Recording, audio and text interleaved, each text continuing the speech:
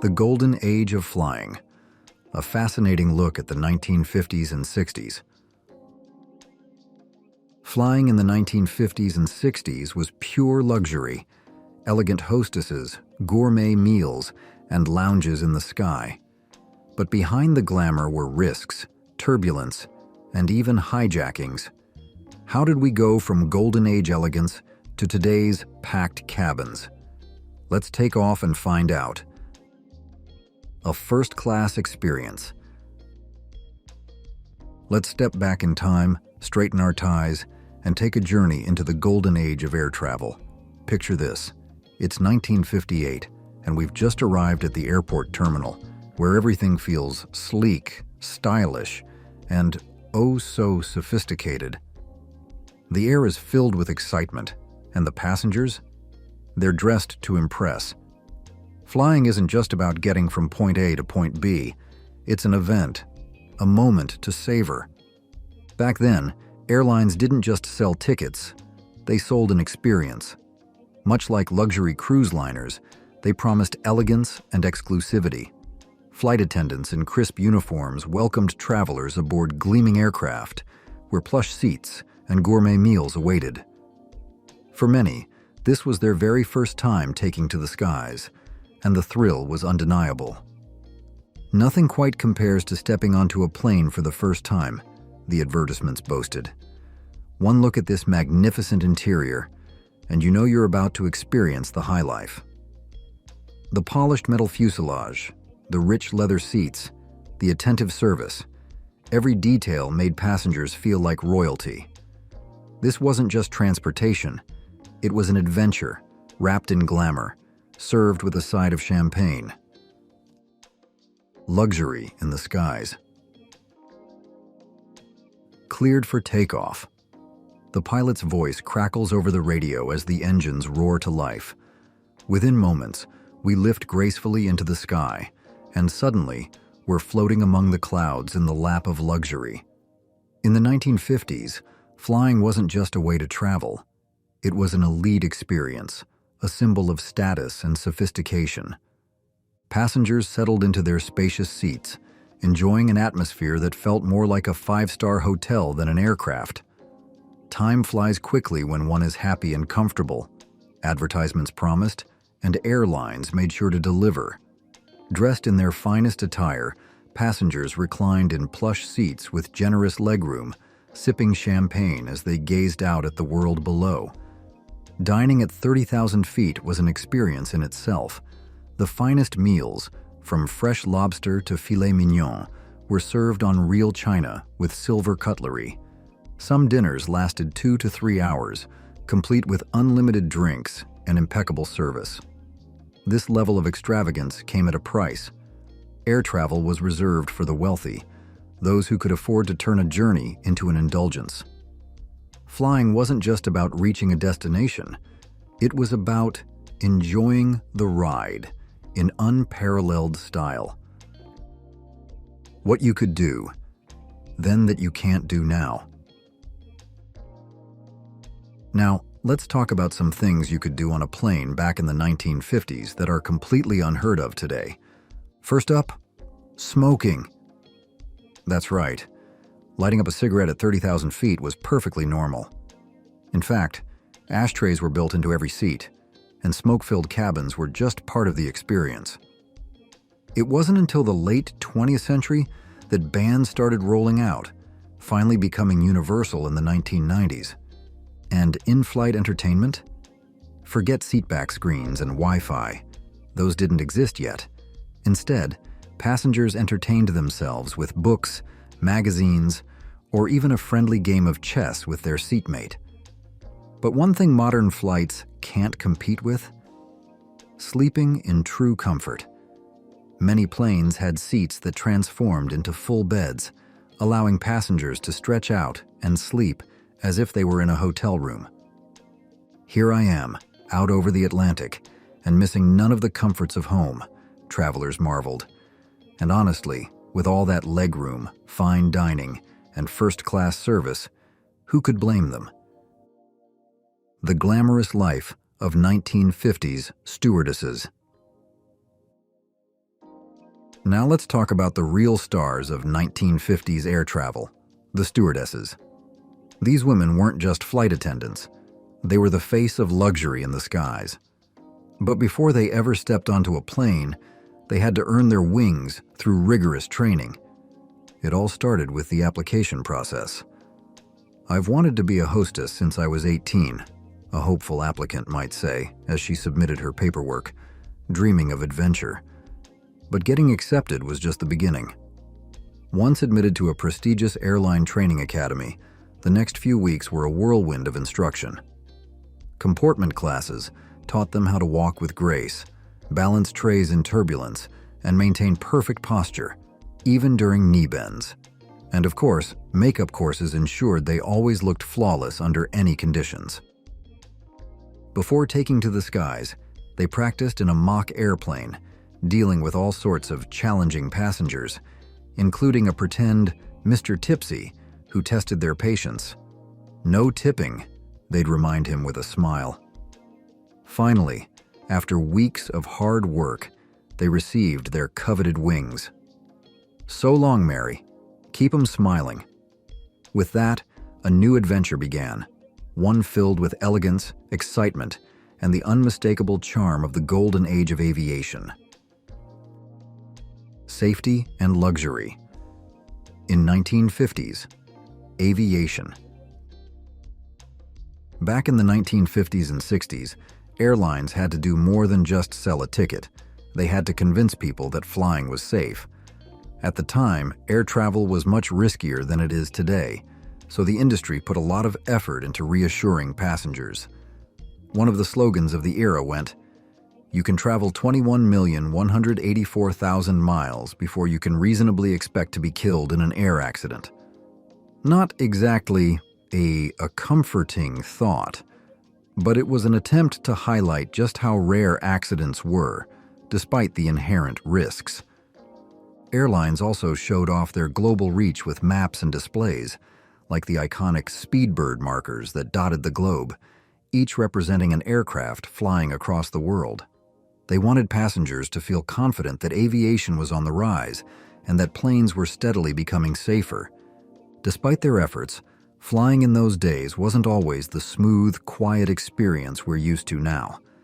Planes flew lower, which meant they were louder and often vibrated from turbulence. That said, there were still ways to pass the time. Newly designed lounges offered a spot to relax and unwind, often serving up drinks to calm the nerves of those brave enough to take to the skies. Flying may have been a bit bumpier back then, but the luxury and excitement of air travel still made it a thrilling experience. What's your favorite era of air travel? 1920s to 1930s, 1950s to 1960s, 1970s to 1980s, 90s to present. Please leave your answer in the comments below. Building airline identity. How carriers set themselves apart in the 1950s. In the golden age of aviation, airlines weren't just selling tickets, they were selling an experience. But with so many carriers taking to the skies, how did they stand out? That was the challenge. One common complaint among travelers was that all airlines felt the same.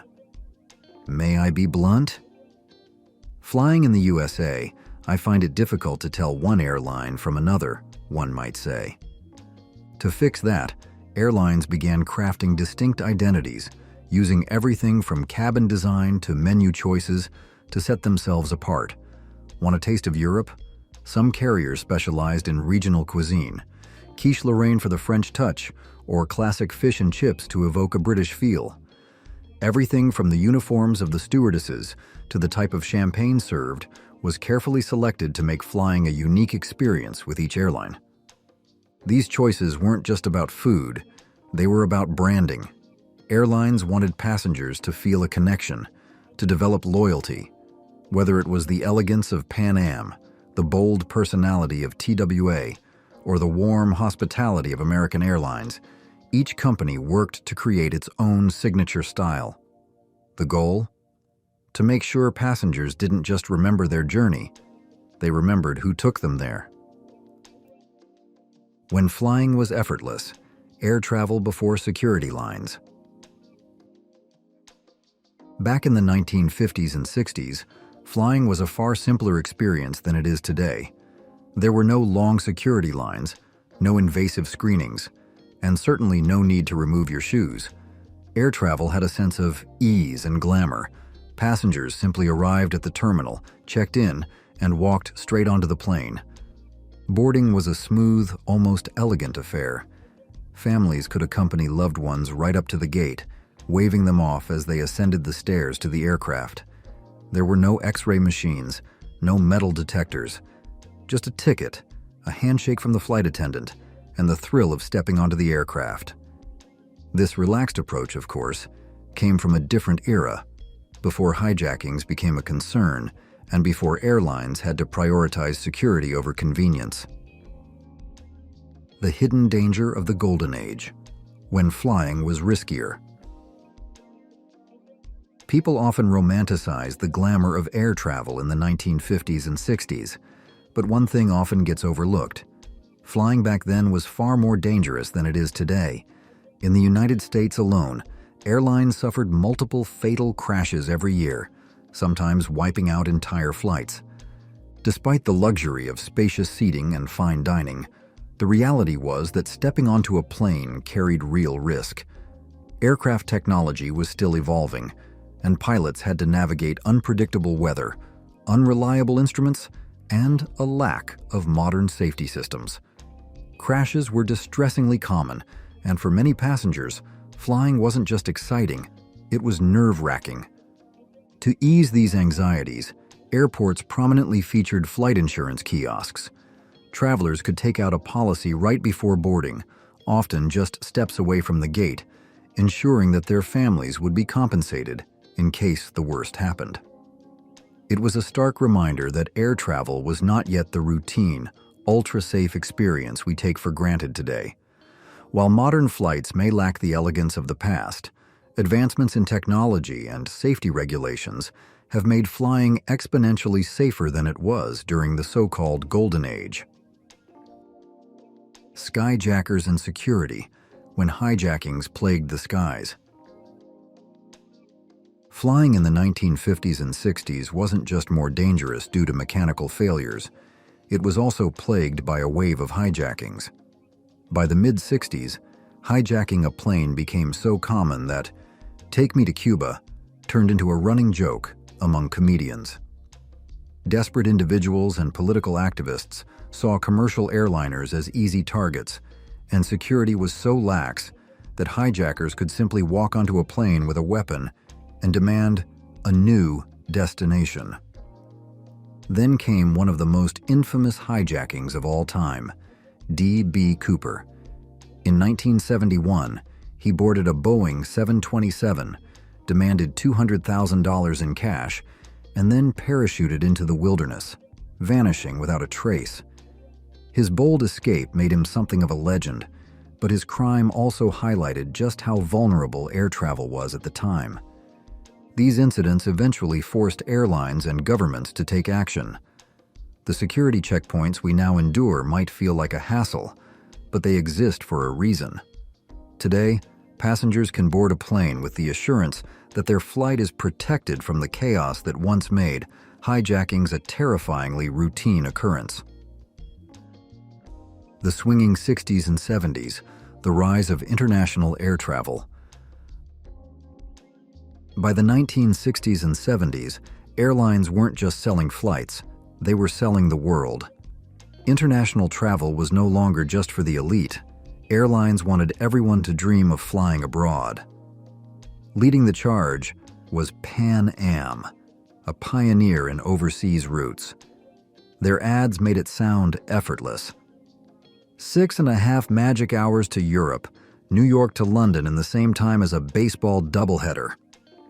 Suddenly, jetting across the Atlantic wasn't a distant fantasy, it was a reality. Other airlines joined in, eager to showcase the wonders of global travel. BOAC, the British Overseas Airways Corporation, painted vivid pictures of exotic destinations. Good afternoon, ladies and gentlemen. On the left-hand side, you can now see Victoria Falls. These flights weren't just about getting from point A to point B, they were an adventure, a gateway to the world. Airlines marketed international travel as a seamless experience, emphasizing that flight has conquered time. What once took weeks by ocean liner could now be done in hours. The jet age had arrived, and with it, the promise that the world was within reach. Whether you were sipping champagne over the Atlantic or marveling at the landscapes below. Do you think flying today is better or worse than in the past? Why? The quirky side of airline advertising, selling the sky with style.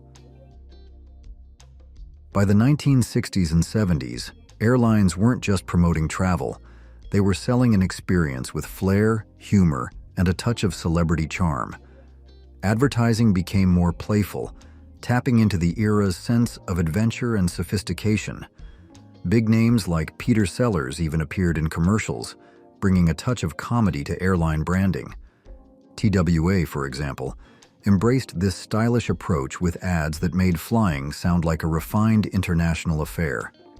Wines of the world over Washington, continental cuisine over Colorado. It wasn't just a flight. It was a dining experience at 30,000 feet, paired with stunning aerial views. Airlines wanted passengers to feel like globetrotters from the moment they stepped on board. These quirky ads reflected the excitement of the jet age. Airlines weren't just competing on routes and ticket prices. They were vying for attention with charm and personality. Whether it was a celebrity endorsement, a catchy slogan, or an imaginative in-flight experience, the message was clear. Flying was no longer just transportation. It was a way to live well while traveling the world. The rise and fall of luxury, the 747 and the end of airline glamour. In 1969, the aviation world changed forever with the arrival of the Boeing 747, the first true jumbo jet. Airlines were eager to showcase this marvel of engineering, promoting it with grand slogans like, "Your story, Assignment 747. Its sheer size allowed designers to create something never seen before, airborne luxury on an unprecedented scale. Passengers were enticed with first-class comforts. Remember what it was like before there was somebody else up there who loved you? With first-class legroom, free cocktails, and a dependable schedule. Airlines spared no expense, adding cocktail lounges, piano bars, and even spiral staircases to upper-deck lounges. Flying wasn't just about reaching your destination, it was a social event in the sky. But this golden era of extravagance couldn't last forever. The early 1970s marked the last hurrah for airlines' lavish spending. Fierce competition led to bizarre marketing stunts to lure passengers. However, the oil crisis of the mid-1970s brought it all crashing down. Rising fuel costs forced airlines to cut back. Out went the extravagant lounges and gourmet meals. In came more seats and cost-cutting measures. The golden age of luxury flying was over, making way for a more practical, efficiency-driven industry. The journey of nearly 100 years of civil flights. From the shaky, wind-battered flights of the 1920s, carrying fewer than 20 passengers, to today's high-tech airliners with Wi-Fi, entertainment screens, and lie-flat seats, aviation has transformed dramatically. Each decade brought innovations, pressurized cabins, jumbo jets, and supersonic travel, shaping how we fly. While early air travel was a luxury for the elite, today, millions take to the skies daily, proving that the journey of flight is as remarkable as its destinations. The 1920s, the dawn of commercial air travel. The 1920s marked the birth of civil aviation, a time when flying was more of an adventure than a convenience. Airplanes of this era were small, typically carrying fewer than 20 passengers. Unlike today's high-flying jets, These early aircraft barely reached 100 meters in altitude and cruised at around 160 kilometers per hour, slower than some trains of the time. Flights were far from smooth. With limited technology, planes were constantly buffeted by the wind, shaking violently as they soared through the sky. The cabins were unpressurized, meaning passengers endured freezing temperatures and deafening engine noise. There were no flight attendants, no safety briefings, just a handful of daring individuals braving the elements for the novelty of air travel. Despite these challenges, aviation pressed forward. Airlines began experimenting with scheduled routes, and governments started investing in air infrastructure. While the experience was rough, the potential of air travel was undeniable. What started as a bumpy, uncomfortable ride in the 1920s laid the foundation for the golden age of aviation that would follow in the coming decades. The 1930s, the rise of comfort and service in air travel. The 1930s saw air travel transform from a rugged adventure into a more refined experience. One of the most notable changes was the introduction of female flight attendants, often referred to as stewardesses. These women were not just there for passenger comfort. They played a crucial role in ensuring safety, assisting with luggage, and providing a level of hospitality that helped ease nervous flyers. Aircraft design also made significant strides. Planes were now equipped with soundproofing, creating a quieter cabin environment. Temperature control systems made flights more comfortable, eliminating the freezing conditions of earlier years. Instead of stiff metal benches, passengers could now relax in upholstered seats. Some aircraft even offered seating options that resembled a lounge, with couches, folding chairs, and swivel seats for a more social flying experience. Technological improvements allowed planes to reach altitudes of around 20,000 feet, helping them avoid much of the turbulence that plagued lower altitude flights. Speeds also increased, with some aircraft cruising at nearly 200 miles per hour. Though air travel was still a luxury reserved for the wealthy, the 1930s laid the groundwork for the glamorous flying experience that would define the coming decades. Please comment 1 to let me know you'll be watching this video until the end. The 1940s. War transforms the future of air travel. The 1940s were a turning point for aviation, largely due to World War II. Aircraft technology advanced at an unprecedented rate, but during the war, nearly all planes were built for military use, not commercial travel. However, when the war ended in 1945, the aviation industry saw a rapid shift. The large air bases with long runways, originally designed for bombers and cargo planes, were repurposed for civilian flights. This led to the expansion of commercial aviation on a scale never seen before. One of the most significant developments was the construction of new airports near major cities to support the growing demand for air travel. London Heathrow, originally a Royal Air Force base, officially opened for civilian use in 1946, becoming a key hub for international flights. Across the Atlantic, major airports in the U.S. also expanded, paving the way for increased global connectivity. Perhaps the biggest change was the normalization of transatlantic flights. Before the war, flying across the ocean was rare, but by the late 1940s, it became a daily occurrence. Passengers could now board a flight in New York and land in London within hours. Something that had once been a dream was now an everyday reality. The 1950s, the golden age of air travel, at a price. The 1950s are often remembered as the golden age of air travel, but flying was a luxury reserved for the wealthy. A round-trip flight from Chicago to Phoenix cost the equivalent of over $1,100 today, while a one-way ticket from New York to Europe could set you back more than $3,000 in today's money. Airlines marketed flying as an exclusive, glamorous experience. Passengers dressed in their finest attire, with men in suits and women in elegant dresses. Once on board, they were treated to first-class service, complete with fine wine and gourmet meals. Forget plastic trays. Dining in the sky meant proper cutlery, glasses, and white tablecloths. Lobster, steak, and ribs were standard menu items, and meals could take up to 3 hours to serve. Spacious cabins, generous legroom, and plush seats made the journey feel more like a luxury cruise than modern air travel.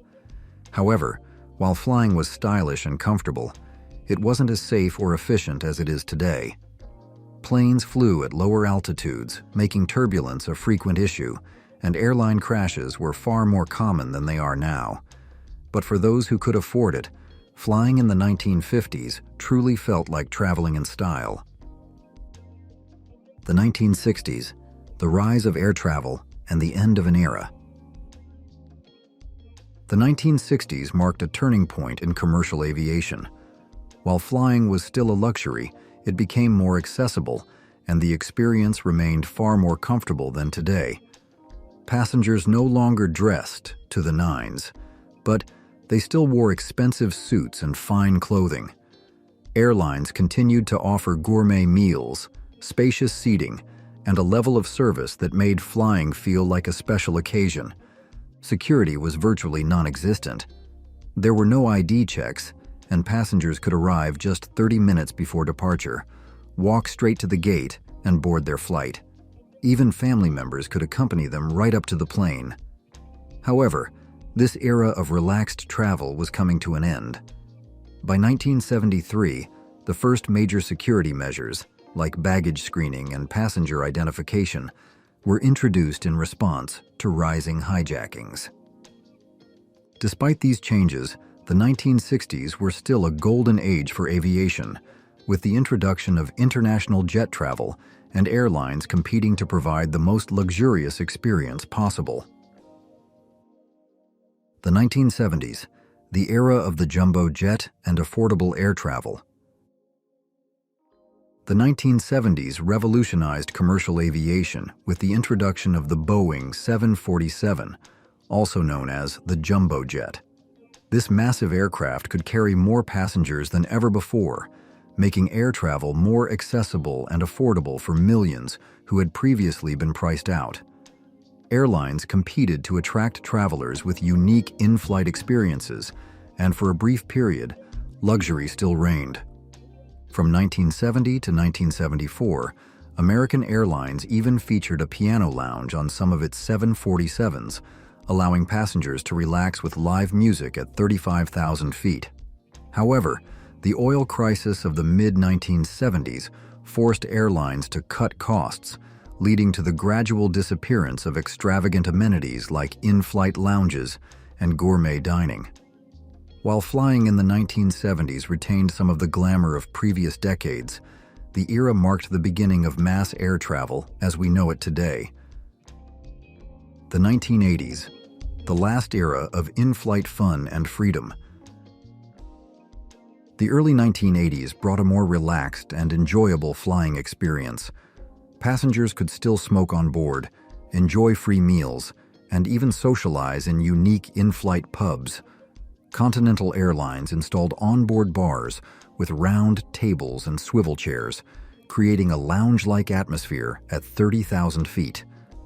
Visiting the cockpit was a common treat, with pilots welcoming passengers, especially children, who often received commemorative rings as souvenirs. However, this era of in-flight freedom wouldn't last forever, as increasing security concerns and airline deregulation gradually reshaped the flying experience. The 1990s. The 1990s, the birth of a new era in air travel. Flying in the 1990s was a unique blend of comfort and cutting-edge technology. Airlines still prioritized passenger experience, offering complimentary alcoholic beverages on both domestic and international routes. This was also the decade when in-flight entertainment truly began to evolve. Overhead screens became a standard feature, playing movies for all passengers to enjoy. While travelers couldn't yet choose their own films, Watching a Hollywood blockbuster at 35,000 feet was an exciting novelty. Another major innovation was the introduction of personal seatback telephones. Though costly to use, these phones gave passengers the rare opportunity to make a call while soaring above the clouds, an experience that felt futuristic at the time. While today's travelers enjoy personalized, on-demand entertainment and Wi-Fi, the 1990s laid the foundation for the modern in-flight experience. It was a time when air travel was still an event, and airlines competed to make flying feel special. Whether sipping a free drink, catching a film, or making a mid-air phone call, passengers in the 90s got a glimpse of the high-tech future that was just around the corner. The 2000s, a new era of air travel security. The 2000s saw a seismic shift in air travel, primarily due to the events of September 11, 2001. Before the attacks, airport security was far more relaxed. Passengers could bring liquids, pocket knives, and even loved ones to the gate. But after September 11th, everything changed. The Transportation Security Administration, TSA, was established, leading to strict screenings, locked cockpit doors, and limited terminal access. Air travel became safer, but also more time-consuming, marking the beginning of a new security-focused era in aviation. Modern air travel. Convenience meets luxury for a price. Today's flights offer nearly all the comforts of home, touchscreen entertainment, USB chargers, and Wi-Fi at 30,000 feet. However, gone are the days of free meals and unlimited drinks in economy class. Airlines focus on cost efficiency, charging for extras that were once standard. For those willing to splurge, first class remains a world of luxury, with fully reclining seats, gourmet dining, and even private suites. While flying has never been more accessible, the experience now depends on how much you're willing to pay. If you could time travel to any decade just to experience air travel, which one would you choose and why? The Concorde airline deregulation. Even as airline food in economy class declined, first-class passengers continued to enjoy lavish meals and luxurious service. And for those with truly deep pockets, the supersonic Concorde, launched in 1969, offered the ultimate in air travel extravagance. This technological marvel, operated primarily by British Airways and Air France, whisked passengers between Western Europe and the east coast of the US at twice the speed of sound, completing the journey in a mere 3.5 hours. Naturally, such speed and exclusivity came at a premium price. Concorde tickets could cost up to 30 times the price of an economy ticket, but the experience was unparalleled. Passengers were treated to exquisite meals, such as a breakfast of fresh tropical fruits, croissants and braya from Parisian bakeries, eggs Benedict and Gruyere Saufel, all accompanied by Piper Heidsieck Cuvée Diplomatique champagne served on fine Limoges china. However, the era of opulent airline dining and the golden age of air travel itself came to an end with the wave of deregulation that swept the industry starting in 1978. Prior to deregulation, airfares were strictly controlled, forcing airlines to compete through amenities and service rather than price. This led to the focus on luxurious meals, attentive stewardesses, spacious seating, and in-flight entertainment. Deregulation introduced price wars which, while beneficial for consumers in terms of lower fares, also had a detrimental effect on the overall quality of air travel. Airlines, seeking to maximize profits, crammed more seats into planes, reducing legroom and comfort. Food options dwindled, and on many flights, complimentary meals disappeared altogether. Southwest Airlines, for instance, embraced its identity as the peanut airline, offering passengers little more than bags of peanuts as a snack. This no-frills approach, while perhaps lacking in culinary sophistication, became a symbol of affordable and efficient air travel. For many, including myself, those little bags of peanuts, especially the honey-roasted variety, evoke nostalgic memories of a simpler time in air travel. The end of the Golden Age. The dawn of the 1980s marked the definitive end of the golden age of air travel, particularly for economy-class passengers. While airlines continue to invest in premium dining experiences for business and first-class travelers, often collaborating with renowned chefs to create gourmet menus, the days of elaborate meals and attentive service in economy class are largely a relic of the past. Personally, I've embraced this shift.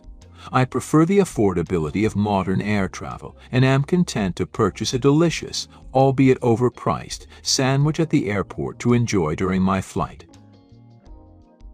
Now, let's prepare the Heavenly Delight salad, a dish that blurs the lines between salad and dessert. It starts with 4 tart apples, diced into small pieces, then combined with 32 mini marshmallows and 8 quartered maraschino cherries. I've opted to make a half portion, as the original recipe yields a generous amount. In a separate bowl, we'll whip a cup of heavy cream into a cloud-like consistency. To this, we'll add a teaspoon of lemon juice, a teaspoon and a half of mayonnaise, and a teaspoon and a half of honey, creating a unique and tangy dressing. This dressing is then gently folded into the apple mixture, and our Heavenly Delight is ready to be enjoyed. And here it is, a complete meal fit for a United Airlines flight during the golden age of air travel. I'm particularly excited about the vintage tray I'll be using for this meal.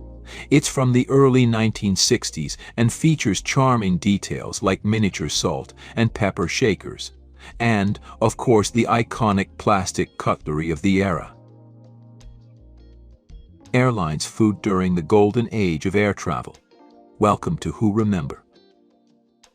Ever dream of air travel where a delicious, full-course meal was part of the experience, not an overpriced afterthought? Believe it or not, that was the reality during the golden age of flying. Today, we'll journey back to the 1950s and recreate a luxurious United Airlines meal complete with pot roast, decadent potatoes, and a surprisingly delightful salad. Get ready to discover the era when airlines competed on culinary excellence, not just ticket prices. It's a fascinating and tasty trip through aviation history. United Airlines Cookbook. Let's take a trip back in time and explore the delectable world of 1950s airline dining through the lens of United Airlines' very own cookbook. Favorite recipes of mainliner chefs. Imagine settling into your plush seat, not just for a flight, but for a culinary experience curated by talented chefs like Emil Salzman, Mark Grogier, and Edward Gerber. We'll recreate a complete 3-course meal starting with Chef Salzman's New York Flight Kitchen masterpiece, a hearty beef pot roast brimming with an array of tantalizing ingredients. This dish promises to be a symphony of flavors, reflecting the era's focus on robust and satisfying cuisine. Next, we'll lighten things up with Chef Grugier's Delmonico potatoes, a Honolulu kitchen specialty. These potatoes likely offer a touch of elegance and simplicity, showcasing the culinary influences of the Pacific. And finally, to complete our mid-air feast, we'll indulge in Chef Gerber's Heavenly Delight salad, a creation from the Washington, D. Flight Kitchen. The name itself suggests a refreshing and light dish, perhaps incorporating seasonal ingredients and a delicate dressing. This culinary adventure highlights the dedication that went into creating memorable meals for air travelers during the golden age of flight, even before the convenience of modern galley kitchens. We'll delve into the history behind these flight kitchens, where culinary magic was meticulously crafted before takeoff, ensuring that every passenger enjoyed a taste of luxury in the skies. Pot roast recipe. The decline of airline food. While the presentation and extravagance of airline food reached new heights in the mid-20th century, the actual flavor and quality often didn't quite match the spectacle. Passengers were essentially served fancy leftovers, which inevitably lost some of their original freshness and flavor. Moreover, our perception of taste changes at high altitudes. The dry cabin air affects our sense of smell, which in turn diminishes our ability to taste food as intensely as we would on the ground. To compensate, airlines often resorted to adding excessive amounts of salt and sugar to their recipes, attempting to enhance the flavor profile. However, a more significant disruption to in-flight dining was on the horizon: the advent of jet travel. Jets drastically reduced flight times compared to their propeller-driven predecessors, rendering the leisurely multi-course meals, once a staple even on domestic flights, impractical. While first-class passengers might still have enjoyed a more elaborate dining experience, economy class saw a noticeable decline in both the quality and complexity of meals. Shorter flight times also necessitated more efficient service, leading to the replacement of glassware and china with disposable plastic trays and utensils. Unlike their reusable counterparts, plasticware could be quickly discarded, saving valuable time during cleanup. Interestingly, a 1954 publication already depicts passengers eating from plastic trays, suggesting that this transition was gradual, but ultimately inevitable. These changes contributed to the growing perception of airline food as bland and unappetizing. The Great Sandwich War. The stark contrast between the dining experiences in economy and first class during the jet age is perhaps best illustrated by the infamous Great Sandwich War of 1958. This culinary conflict arose when the International Air Transport Association, IATA, responsible for standardizing airline regulations worldwide, decided to allow the sale of economy class tickets on transatlantic flights. To make these tickets more affordable, airlines had to cut costs, and one of the casualties was hot meals. Economy passengers were limited to a simple sandwich.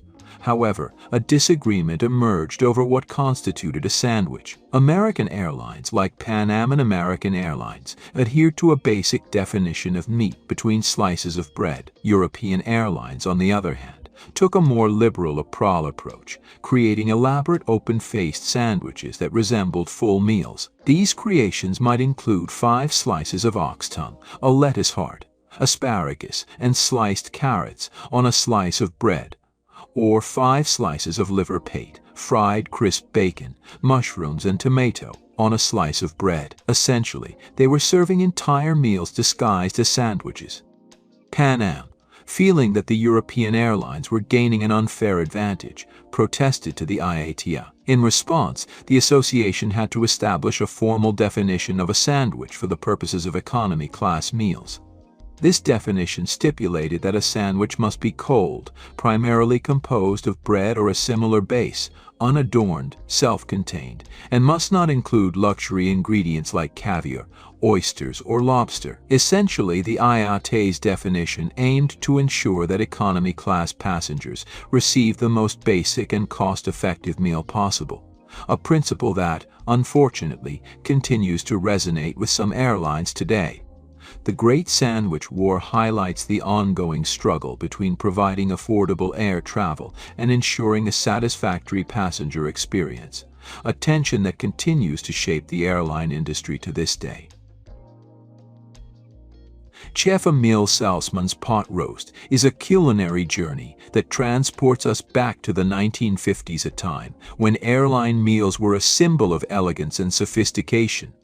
This dish, originating from United Airlines' New York flight kitchen, is a testament to the dedication of these culinary pioneers. Our adventure begins with a beautiful cut of beef chuck or round, generously seasoned with salt and pepper, then dredged in flour for a rich, flavorful crust.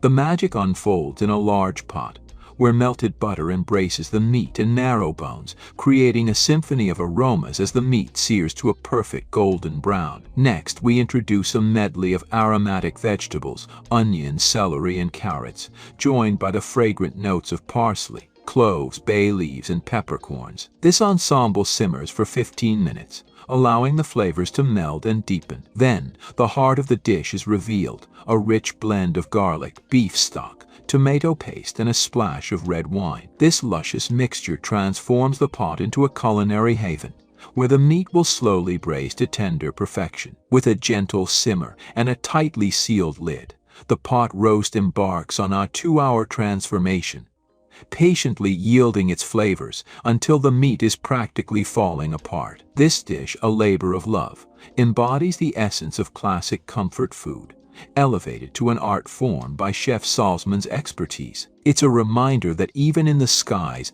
passengers of the past were treated to meals that tantalized the taste buds and warmed the soul. Themed flights. Let's see.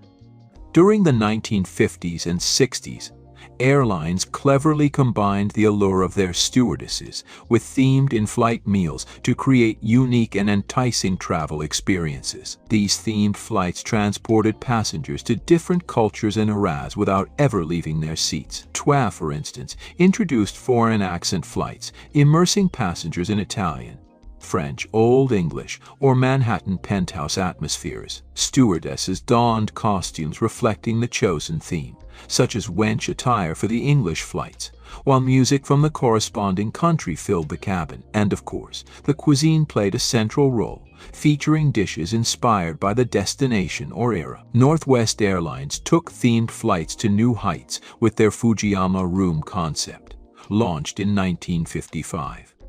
These specially designed cabins featured kitschy Asian decor, creating an exotic ambience. Passengers were treated to culinary delights like shrimp, cheese, and fruit served out of a pineapple adorned with tiny umbrellas, a playful fusion of Japanese and tiki culture that, while perhaps not entirely authentic, certainly captured the spirit of the time. Western Airlines offered a different kind of themed experience with their hunt breakfast flights, starting in 1957. Inspired by the tradition of enjoying breakfast while on a hunting expedition, these flights featured a menu of hearty, breakfast-themed dishes. To further enhance the atmosphere, passengers were serenaded by the sounds of barking dogs and bugle calls, evoking the excitement of the hunt. These themed flights demonstrate the creativity and ingenuity of airlines in the mid-20th century as they sought to differentiate themselves and provide passengers with memorable and engaging travel experiences. While some of these themes might seem a bit outlandish or even culturally insensitive by today's standards, they reflect the prevailing trends and tastes of the time. United Airlines executive flights. Perhaps the most striking example of the intertwined themes of pretty stewardesses and quality cuisine in the golden age of air travel was United Airlines executive flights. These exclusive flights, operating between 1953 and 1970, catered solely to male passengers, excluding women from purchasing tickets. Targeting the elite businessmen of New York and Chicago, the executive flights departed daily at 5 p.m., offering a unique and, by today's standards, controversial experience. A contemporary advertisement encapsulates the essence of these flights. United Airlines invites you to fly the Chicago Executive, a club in the sky for men only. You'll enjoy the informal, club-like atmosphere. Smoke your pipe or cigar, if you wish, and make yourself more comfortable by using the pair of slippers provided. Enjoy congenial company in the lounge. A full-course steak dinner is table served by the 2 stewardesses aboard. It's a delicious meal prepared by experienced continental chefs. This ad highlights the exclusive and luxurious nature of the executive flights, emphasizing the freedom and comfort afforded to male passengers. The presence of 2 stewardesses dedicated to serving a full-course steak dinner prepared by renowned chefs further underscores the premium experience offered on these flights. However, it's important to acknowledge the discriminatory nature of these flights, which excluded women based solely on their gender. The executive flights stand as a stark reminder of the societal norms and biases prevalent during that era. While United Airlines may prefer to distance itself from this chapter in its history, it serves as a valuable lesson about the evolution of social attitudes and the importance of inclusivity in modern air travel. Luxury in flight service. Seating became more comfortable, with plush cushions and the introduction of fully reclining seats. On longer flights, some airlines even offered berths with lay-down beds, akin to those found on luxury trains or today's high-end airlines. In-flight dining transformed into a spectacle, with airlines competing to provide the most extravagant and memorable experiences. TWA, for example, introduced a service where a trolley laden with a whole roast beef was whipped down the aisle. Passengers could select their desired cut, which would then be carved and served with au jus right at their seats. Other airlines showcased chilled seafood trolleys, piled high with lobster and crab legs. Fresh fruit trays, vibrant salads, and elaborate charcuterie boards became commonplace. And to top it all off, dessert carts made their appearance, offering made-to-order sundaes, a delightful treat at 30,000 feet. One of the most impressive in-flight dining displays came from Scandinavian Airline, which debuted the Scandinavian country-style buffet in the late 1960s. This involved carving a whole ham right in the aisle, creating a theatrical and enticing experience for passengers. These examples illustrate the dedication of airlines to providing passengers with not just sustenance but a truly luxurious and unforgettable dining experience. The elaborate presentations, the focus on fresh and high-quality ingredients, and the personalized service transformed air travel into a culinary adventure. The return of such extravagant in-flight dining is certainly a tempting proposition, and perhaps a petition is in order. Comment 1 if you enjoyed the content above, and don't forget to hit the like button, subscribe, and turn on notifications to follow our videos. Thank you. Maxon Whirlwind Oven Sky Plates. As with many technological advancements, the next significant leap in airline food preparation emerged from the crucible of military innovation during World War II. Enter William Maxon and his company, which developed several groundbreaking inventions for the U.S. military. While airlines never seemed to adopt the Maxon multiple gun mount, one of his creations would revolutionize in-flight dining: the Maxon Whirlwind Oven. This ingenious device employed circulating air to heat food more evenly and rapidly, essentially becoming the precursor to the modern convection oven. The Whirlwind Oven was specifically designed to accommodate meals served on Maxon sky plates, which were used by the Navy and Army during and after the war. These pre-portioned meals offered a convenient and efficient way to provide hot food to troops in the air. Following the war, Pan American Airlines recognized the potential of Maxon's innovation and integrated the Whirlwind ovens into many of their commercial aircraft. This allowed them to either eliminate the need for full-fledged kitchens on board or to significantly speed up the heating process for pre-prepared meals. The adoption of these ovens marked a major step forward in simplifying and streamlining in-flight food service, paving the way for more efficient and enjoyable dining experiences for passengers. Stewardesses. World War II not only spurred technological advancements in airline food, but also brought about significant changes in the role of flight attendants. While female flight attendants, or stewardesses as they were then known, had existed since 1930, the war-induced shortage of men led to their becoming the standard for in-flight service, a trend that persisted for decades. In the post-war era, many airlines capitalized on the presence of female stewardesses as a marketing tool, particularly targeting their predominantly male clientele. Advertisements emphasized the attractiveness and attentiveness of these women, portraying them as the epitome of service and hospitality.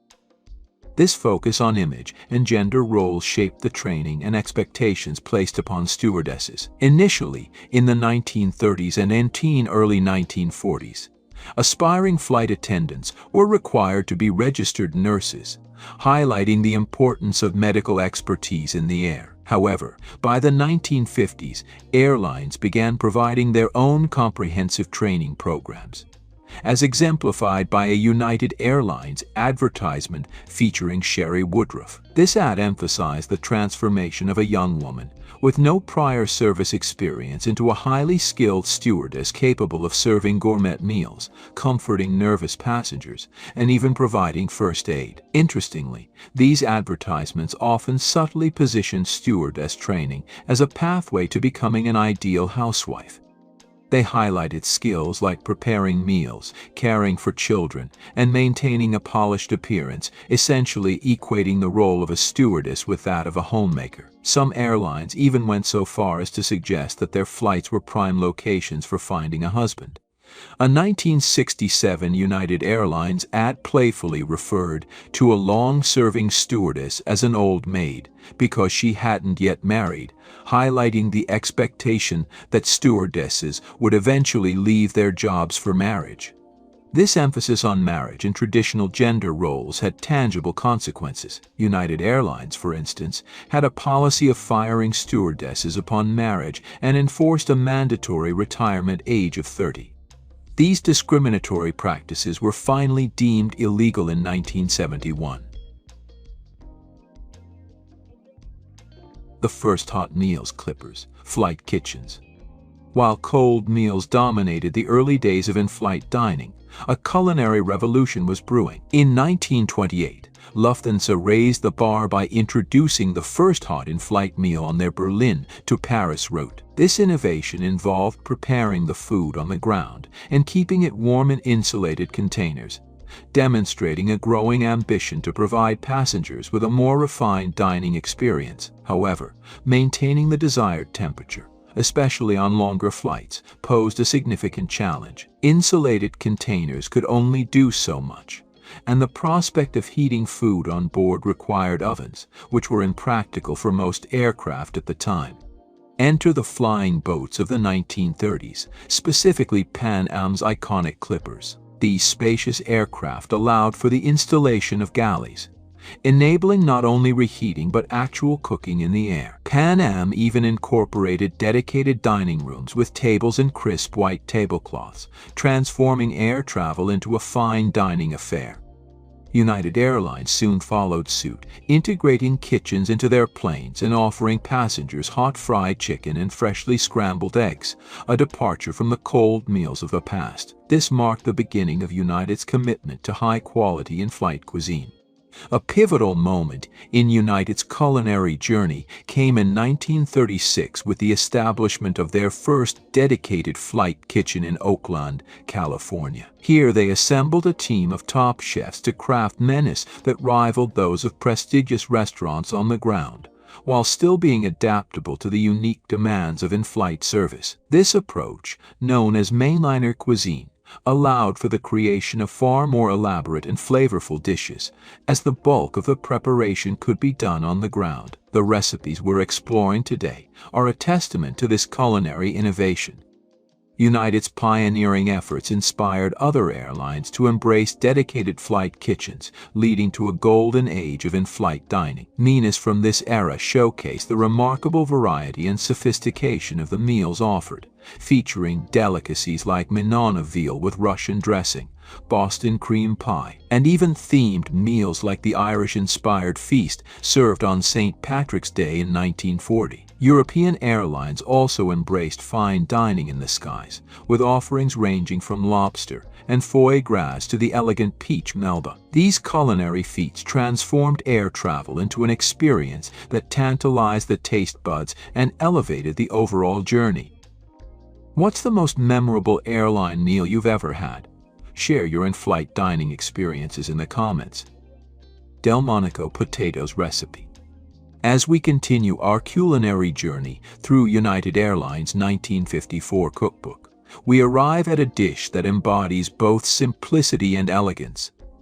Chef Mark Rugier's Delmonico potatoes, a specialty from the Honolulu Flight Kitchen. This recipe, with its minimal ingredients, highlights the beauty of fresh produce and creamy textures. We begin with 8 medium potatoes, peeled and chopped, their earthy essence mingling with the vibrant red of half a cup of chopped pimentos. A touch of richness is introduced through 2 cups of half and half, seasoned delicately with salt and pepper. This creamy base is gently heated until it reaches a simmer, then poured over the potatoes, ensuring each morsel is enveloped in its embrace.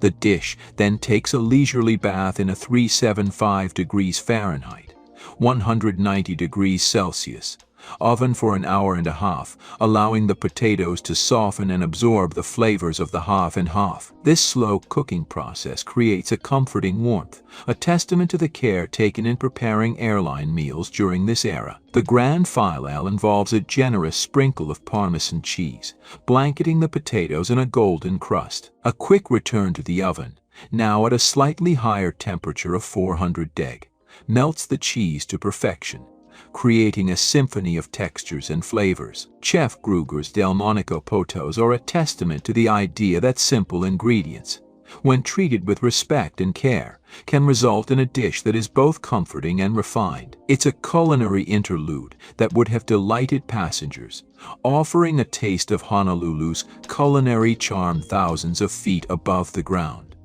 History of airline food. Before we embark on recreating the Heavenly Delight salad, a dish that pushes the boundaries of traditional salad definitions, let's take a moment to explore the fascinating history of airline food. To delve into this captivating subject, I'll be drawing upon insights from Richard Foss's remarkable book, Food in the Air and Space, a comprehensive exploration of culinary experiences beyond the confines of Earth. While Foss's work takes us all the way back to the 18th century and the daring culinary adventures aboard hot air balloons, our journey begins in the aftermath of World War I, a pivotal moment for commercial aviation. On October 11, 1919, a Handley Page flight from Paris to London marked a culinary milestone, the serving of the first in-flight meal on a commercial airline. Passengers were presented with pre-packaged lunchboxes containing a simple sandwich and a piece of fruit.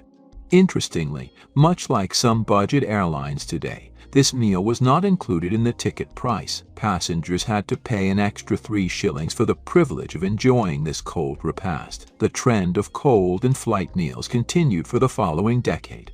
For instance, Western Air Express, which operated flights between Los Angeles and San Francisco, offered cold fried chicken, potato salad, and sandwiches catered by the iconic Los Angeles eatery Pig and Whistle. Sadly, this culinary landmark closed its doors a few years ago. These early examples reveal the challenges and limitations faced by airlines in providing in-flight meals during the nascent years of commercial aviation. Yet, they also laid the groundwork for the evolution of airline cuisine, which would undergo a dramatic transformation in the decade. Air travel has come a long way, from luxury lounges to today's high-tech cabins. While the golden age had its charm, modern flying is safer, faster, and more accessible than ever. What era of flying do you miss most? Let me know in the comments. If you enjoyed this video, check out others in this series. And don't forget to like, share, and subscribe to Who Remembers. Thanks for watching.